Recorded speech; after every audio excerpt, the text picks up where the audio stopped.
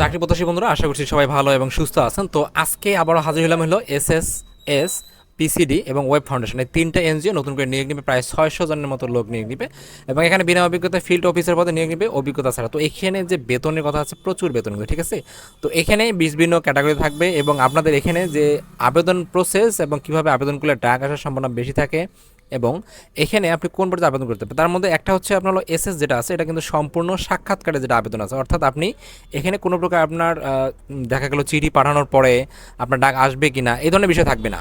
ওকে, তো এসএসএস যেটা আছে, তো এখানে একটা বিষয় সেটা আছে বিভিন্ন তারিখ দিয়ে আছে, সেই তারিখে আপনার যে সিভি ডকুমেন্ট এবং অন্যান্য যে বিষয়গুলো আছে সেগুলো নিয়ে গিয়ে সরাসরি ইন্টারভিউ দিয়ে কিন্তু আপনি চাকরি নিয়ে আসবেন। তো এখানে আপনার সব থেকে যে বিষয়টা আছে, যাদের চাকরির প্রয়োজন তাদের কিন্তু এই এসএসএ অবশ্যই আবেদন করাটা জরুরি হয়ে পড়েছে। তো এখানে আমি আজকে এক থেকে তিনটাই যে নিয়োগ আছে আমি দেখাবো A to Z, এবং এখানে আবেদনের প্রসেসটা দেখাবো এবং কোন কোন বিষয়গুলো আপনি নজর রাখলে আপনার চাকরি হওয়ার সম্ভাবনা সবথেকে বেশি থাকবে। আর এসএস তো আপনার চাকরি হওয়ার মতোই আছে, যেটা আপনি শুধুমাত্র ডকুমেন্ট নিয়ে গেলে আপনি ইন্টারভিউ দিয়ে চাকরি নেবেন, ঠিক আছে। তো চলুন শুরু করি। আমাদের আজকের যে তিনটা নিয়োগ আছে সেই তিনটা নিয়োগ A to Z আজকে আমি দেখাচ্ছি, ঠিক আছে।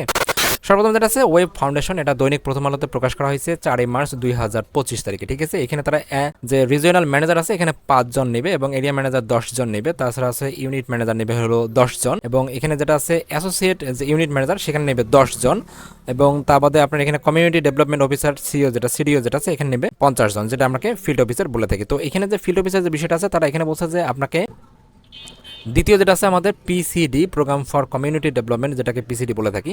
তো এখানে প্রোগ্রাম ম্যানেজার একজন, তারপর ইনোভেশনমেন্ট যেটা আছে সেখানে একজন নেবে, টেকনিক্যাল অফিসার সেখানে একটা নেবে, এমআইএস অ্যান্ড ডকুমেন্ট অফিসার নেবে একজন, অ্যাকাউন্ট অ্যান্ড ফাইন্যান্স অফিসার নেবে একজন, তারপরে অ্যাকাউন্ট টেকনিক্যাল যে অফিসার আছে তাকে নেবে একজন, জোনাল ম্যানেজার একজন, এলাকা ব্যবস্থাপক 10 জন, শাখা ব্যবস্থাপক 30 জন, আর এখানে সিনিয়র ক্রেডিট অফিসার আছে 100 জন নেবে। এখানে অনার্স অথবা মাস্টার্স পাশ করলে আপনি এখানে আবেদন করতে পারবেন যে কোনো বিভাগ থেকে। সংশ্লিষ্ট পদে 3 বছর বাস্তব অভিজ্ঞতা আছে, বেতন সর্বোচ্চ হচ্ছে আপনাকে 24,000 টাকা এবং অন্যান্য বিষয় আপনি আরও পাবেন, এবং বয়স সর্বোচ্চ 35 বছর বয়স। যেটা আছে ক্রেডিট অফিসার, এখানে 100 জন লোক নিয়োগ দেওয়া হবে।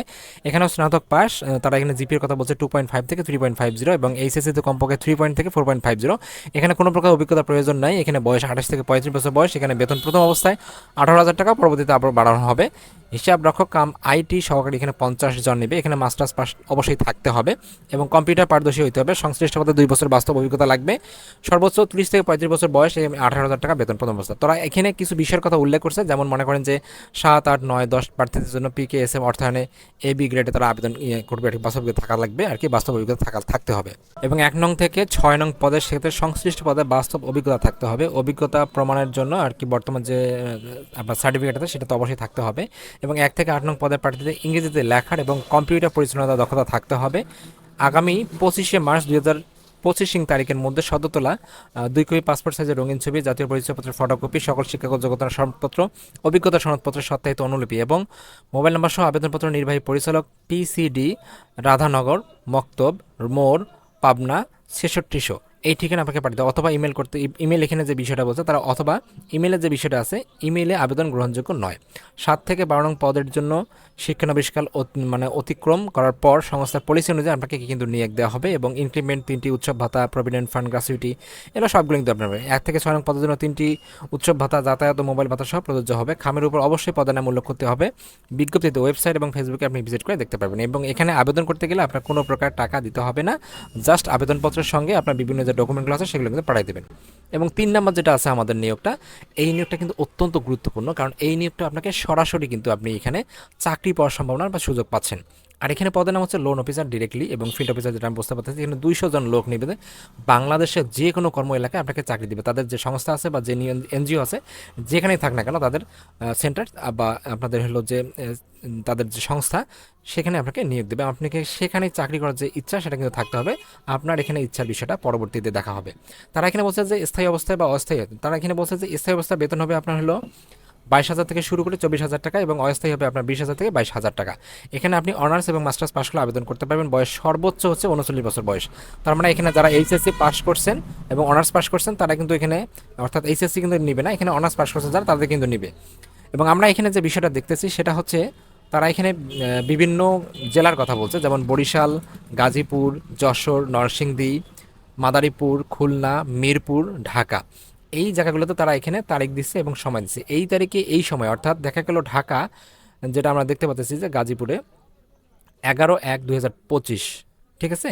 এবং তারা এই সময়টা এখানে নিয়ে নিছে এবং তারা এখানে যে বিষয়টা আমাদের বাকি আছে সেটা এখনও দেখা যাচ্ছে যে আমাদের 7/3 এই উপরের জেলা আছে সেগুলো কিন্তু আমাদের সব শেষ হয়ে গেছে ফেব্রুয়ারি মাসে, ঠিক আছে। আমরা এখন বর্তমান মার্চ মাসে আছি। তো এখানে বাংলাদেশের যে কোনো অঞ্চল থেকে আপনারা যাইতে পারবেন 7/3/2025 তারিখে, ঠিক আছে। তারপর আরেকটা আছে 21/3/2025 ঢাকা। তো এই দুইটা জেলা সারা বাংলাদেশ থেকে আপনারা কিন্তু যাইতে পারবেন, সেখানে চাকরি নিতে পারবেন এবং সেখানে উপস্থিত হতে হবে সকাল 9 ঘটিকার সময়। এখানে যে বিষয়টা আছে, আবেদনপত্রে অবশ্যই প্রার্থীর সচল মোবাইল নাম্বার ও ইমেল অ্যাড্রেস থাকতে হবে। কয়েকদিনের জন্য আপনার ইমেল অ্যাড্রেসটা সচল রাখবেন এবং মোবাইল নাম্বারটা অবশ্যই সক্ষম রাখবেন, ঠিক আছে। এখানে ওপেন রাখবেন এবং কোনো প্রকার যেন কোনো সাইলেন্ট বা অন্য কিছু না থাকে, তারপর আপনার কল আসলে ধরতে পারেন, ঠিক আছে। আগ্রহী প্রার্থীদেরকে অবশ্যই HR&PMEL বরাবর আবেদন করতে হবে। জীবন বৃত্তান্ত আবেদনপত্রের সাথে 2 কপি ছবি, পাসপোর্ট সাইজের সত্যায়িত থাকতে হবে। তারপরে জাতীয় পরিচয়পত্র, শিক্ষাগত যোগ্যতার সনদপত্র, অভিজ্ঞতা সনদপত্রের সাথে সত্যায়িত ফটোকপি, সকল প্রয়োজনীয় কাগজপত্র সহ নিম্নলিখিত যে ঠিকানা আছে সেই ঠিকানা আপনাকে পাঠাইতে হবে। এবং এখানে যে বিষয়ের কথা বলা হচ্ছে যে PF, গ্র্যাচুইটি, বার্ষিক ইনক্রিমেন্ট সবগুলাই কিন্তু আপনারা পাবেন। এবং এখানে আবেদনের যে প্রসেসটা তারা এখানে বলছে যে আবেদনের প্রসেসটা সরাসরি এখানে তারা বলে নাই, তারা বলছে যে অবশ্যই ডাকযোগে পাঠাইতে হবে। আপনি চাইলে সরাসরি তারা পাঠাইতে পারবেন, ঠিক আছে। এখানে আমরা দেখবো হলো আবেদনটা কোন বরাবর পাঠাবো। তো এখানে একটু মিস্টেক হচ্ছে যে পাঠানো লাগবে না আবেদনপত্রটা। তো এখানে সব থেকে মূলত বিষয় হচ্ছে আমাদের কাছে যে দুইটা ডেট আছে সেই দুইটা ডেট হচ্ছে এই দুইটা ডেট। তো এই দুইটা ডেটে আমরা কি করব, একটা আবেদনপত্র লিখব। তার প্রথমে লিখব হলো পরিচালক HRM&PMEL।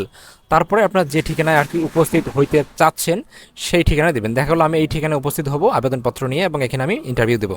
তো এটা লেখার পর এখানে আমি পরিচালক বরাবর EPN লেখার পর তারপরে আপনি এই ঠিকানাটা লিখবেন। লেখার পর তারপরে বিষয় বা অন্যান্য বিষয়গুলো সবগুলো লিখবেন, ঠিক আছে। তো এইভাবে আবেদন করবেন এবং উপস্থিত হবেন। Thank you.